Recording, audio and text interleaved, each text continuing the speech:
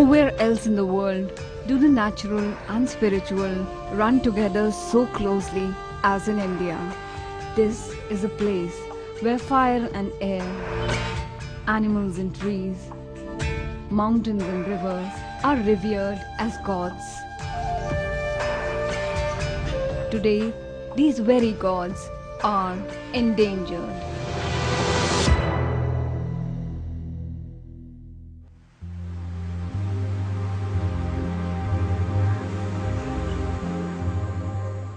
Flowing through the heart of the Indian capital, the Yamuna is gasping for life.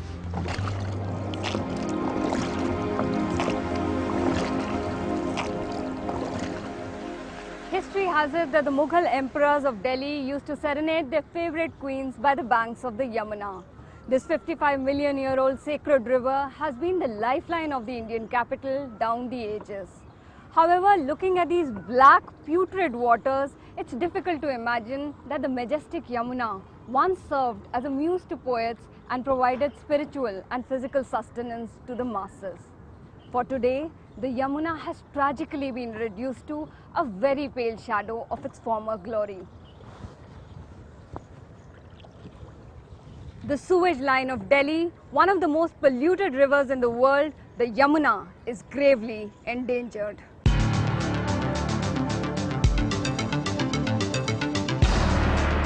Part of the Yamuna story is all about urbanization. It's about the frenzy that's driving India's population to the cities, looking for a life and livelihood.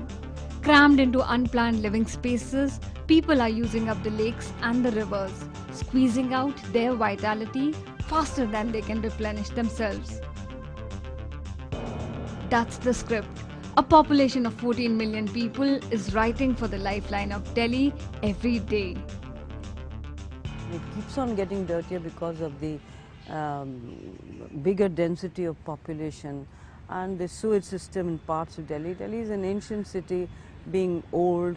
Newer parts which are coming up, they're not always, colonies are built up without any, because they're built up just as they are by builders and so on. Hindus know the Yamuna as Yami. She is the daughter of Surya, the sun god, and the sister of Yama, the god of death. A dip in the Yamuna is believed to free people from the torments of death. Today, Yami is looking for someone to repay that favor she's been doing to countless human beings. Nobody looks at what is the requirement of the river. You only look at what the mankind requires from the river, but nobody is trying to understand what is the requirement of the river. The growing city is shrinking the river. Illegal colonies are rushing to occupy the places they are forcing her to vacate. The Akshardham temple complex and the Commonwealth Games village have already encroached the river's floodplains. The concrete buildings have stolen the river's space forever. It is expected that due to the climate change, your intensities of the precipitation will be much higher. So that means that the floods which we have been experiencing so far, the severity of the floods might be much more in future. So if you keep on constricting the rivers, then the size of the floods and the damage due to the floods will be much higher. The journey of Yamuna begins at Yamunotri, its Himalayan source in Uttarakhand. It travels 1376 kilometers till it merges with Ganga at Allahabad. Along the way, she sustains 57 million people. Its biggest nightmare is Delhi, and the killing of the river starts just after it enters Wazirabad. I am at this very entry point in Wazirabad in northeast Delhi, in a stark and cruel real-life reminder of a before and after advertisement. This is the quality of water here. The moment the river enters Delhi, it starts dying a slow death. From this point on, despite meeting more than 70% of the water requirements of the National Capital Region, our collective ingratitude sucks the life force out of the river, turning it into a virtual drain.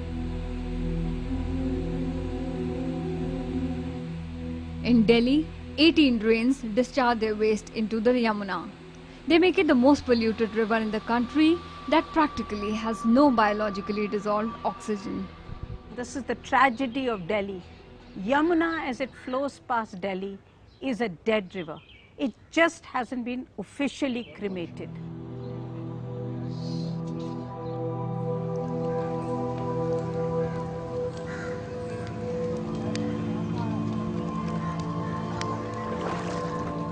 As I reach Nigambodh Ghat, death stares me in the face.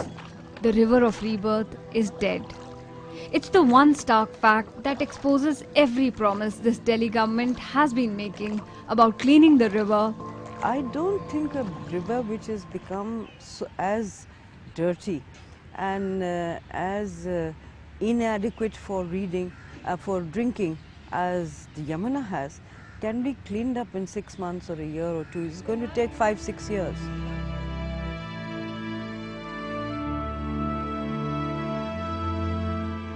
It took Dikshit and her government 12 years to realize it. The Yamuna Action Plan was set up nearly 15 years ago to clean the river, and Dikshit and her government have been in charge for 12 years. The country's largest ever river restoration project has been a complete disaster, and Delhi's longest reigning Chief Minister admits as much. I must tell you very frankly that all these measures that were taken were not successful because I think there wasn't a holistic approach to it all. They did not give the desired result. The statistics show that we've spent 1,500 crore on a stretch of a river which is only 22 kilometers, and it's probably the world's most expensive river cleaning program, and it certainly has not had impact. 1,500 crore rupees flushed down the drain. While some money was spent on making electric crematoriums, improving the ghats, making toilets and generating awareness, majority of the money was spent on making the 17 sewage treatment plants, which are either underutilized or in passed out Delhi sitting idle because of lack of electricity.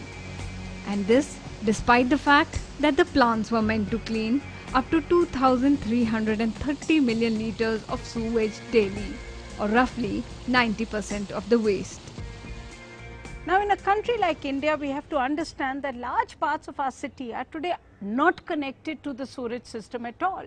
Now, it is there we have now set up these sewage treatment plants, but forgotten the fact that you need sewage to treat. So, in most of our sewage treatment plants, the tragedy is that there are plants where there is no sewage, and where there is sewage, there is no sewage treatment plant.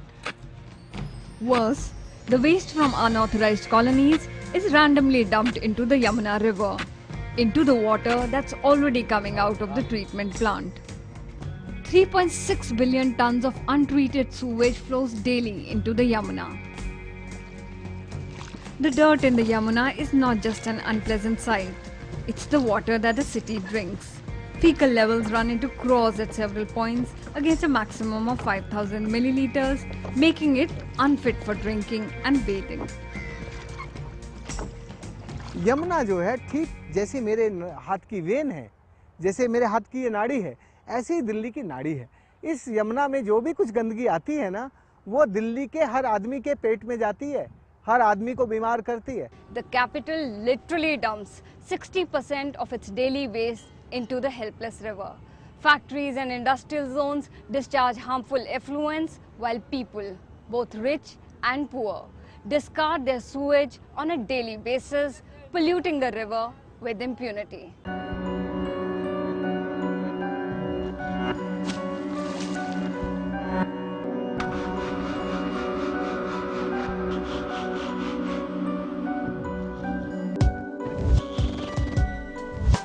By throwing these plastic bags in the river, don't you think you're adding to the pollution of the river?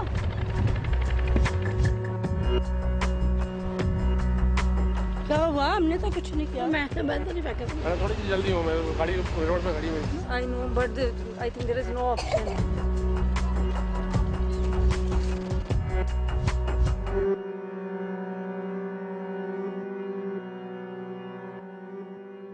Yamuna के हत्यारे दिल्ली के लोग हैं। दिल्ली के लोगों ने यमुना को कभी यह माँ की तरह, नदी की तरह नहीं देखा। इन्होंने इसको मैला ढोने वाली मालगाड़ी की तरह ही देखा है। इसलिए कार में आते हैं, मैला डाल के इसमें चले जाते हैं। यमुना की जंग में, यमुना की जंग में, यमुना सत्याग्रह। Led by the Waterman of India, the Yamuna Satyagraha has been fighting to save the river ever since the Commonwealth Games village came up on the Yamuna floodplains.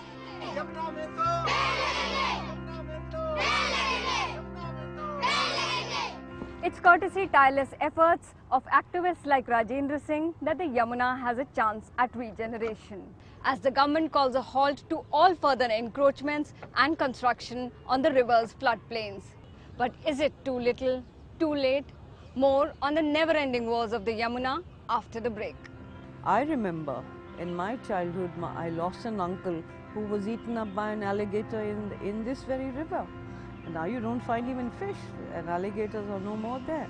When I was hardly 6 years old, we used to go and play cricket along the Red Fort and then go to the Jamna with our friends. And then we used to enjoy a swim, or sometimes we just kept roaming around it, and it was so clean. Majnu Ka Tilla used to become a picnic spot, a kite flying this thing, and the people used to enjoy Yamuna.